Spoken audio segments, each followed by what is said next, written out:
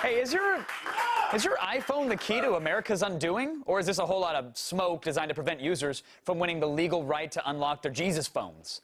Well, The Loop is here to find some answers. Jailbreaking is a common practice that allows iPhone and iPod Touch users to bypass Apple's App Store and run unauthorized apps on their device. And according to Apple and the Digital Millennium Copyright Act, it's illegal. Earlier this year, Apple filed comments with the Copyright Office claiming jailbreaking an iPhone constitutes copyright infringement and compromises the, quote, safety, security, and reliability of the device. Enter the Electronic Frontier Foundation, an international nonprofit advocacy group dedicated to preserving freedom of speech in the digital age. Recently, they took up the fight with the U.S. Copyright Office to legalize jailbreaking. Last week, Apple filed claims with the Copyright Office stating that jailbroken iPhones could be used for such things as terrorists seeking to wage, quote, potentially catastrophic cyber attacks by knocking out cell phone towers. Where does the EFF stand in its war against jailbreaking? And do Apple's claims actually have any merit? Taking a bite out of Apple, it's The Loop.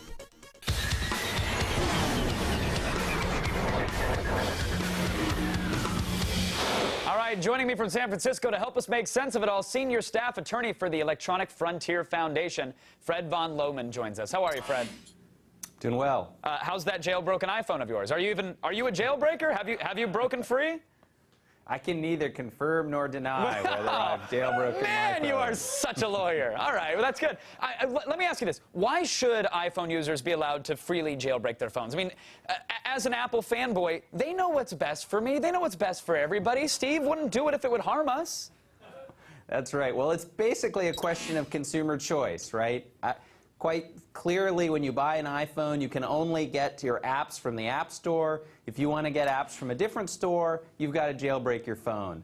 And if you care about competition and you care about innovation, that's a great idea. And in fact, the clearest illustration here is imagine what the world would look like if Microsoft had the power to veto every app that ran on Windows. Oh, what a majestic land that would be. Exactly. We'd all be using Microsoft Outlook and Internet Explorer. I don't think we want that. Yeah, I'm still running IE 3.0, so it's fine. But now, you say it's about consumer choice, and I say, what about homeland security? Because I care about my country. And Apple claims that, well, if we allow jailbroken phones, then that means the drug dealers and the hackers are going to crash cell phone towers and make our phones ring at the same time like the lawnmower man. What about that reality? Right, that's pure FUD. There's no reality in there at all. Apple doesn't have any examples to cite of this ever happening. And, you know, quite frankly, if you want to monkey around with cell phone towers, there are a lot of tools out there to do that already, and there's a lot of laws that already make that illegal. So we're not really talking about that when we're talking about jailbreaking. We're talking about 4 million iPhone users who are trying to get the freedom to run the software of their choice on the computer that they own in their pocket. So is that, I mean, you mentioned this perfect world, this utopia where, you know, Microsoft controls what apps you can run on Windows. Is this just Apple not wanting people to run apps outside of their store? Is that what you're saying, that that's all it boils down to for them? That's exactly what it boils down to for them. You have to remember, you know, Apple gets 30% off the top of every app sold in the App Store, and they also really like controlling competition and making sure that only the apps that they like are there, so their own apps can look good by comparison. But what about keeping like malicious apps like the Google Voice application, keeping those out of the store? Does that recent move, does that help or hurt your case? That really, I think, helps our case and underscores what this is really about.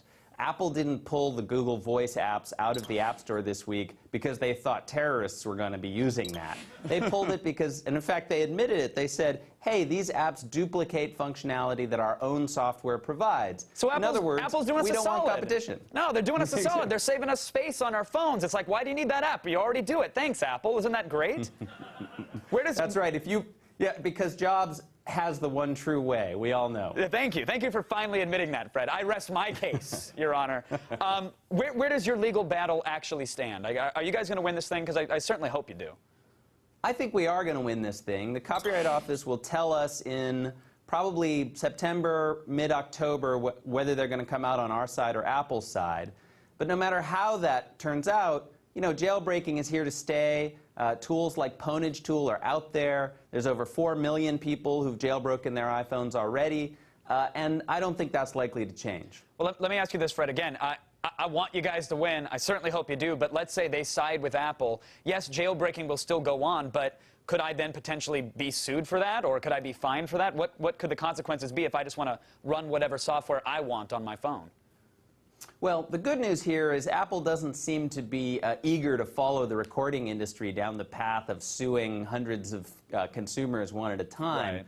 Right. The hard news here, though, is for the independent app developers who are looking for independent stores where they can make their applications available and get paid for them. As long as jailbreaking is under this legal cloud, it's going to be harder for those app developers to find a big market and sell legitimate apps to consumers who want them. Well, Fred, listen, we're all huge fans of the EFF here. We all love jailbreaking as well, so that's two great tastes together. Good luck with your battle, sir. And thanks for keeping us in the loop. Thanks very much. We appreciate it.